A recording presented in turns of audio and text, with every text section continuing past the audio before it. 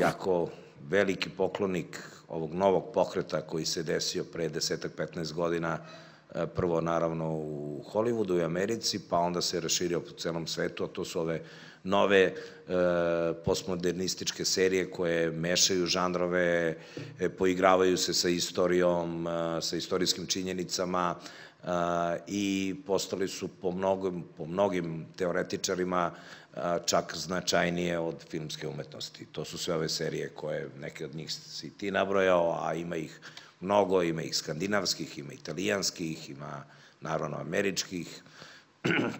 ima sada jako dobrih rumunskih, poljskih i to je prosto jedan, da kažemo, trend tako u svetu i ja sam onda poželeo, prosto prepoznao sam da je Balkan jedno jako zanimljivo područje, nikada kroz taj žanr nisu ispričane priče sa Balkana, prosto kao da se nameće taj žanr trilera, historijske drame, fikcije, toliko, hoću da kažem da toliko ima kontraverziji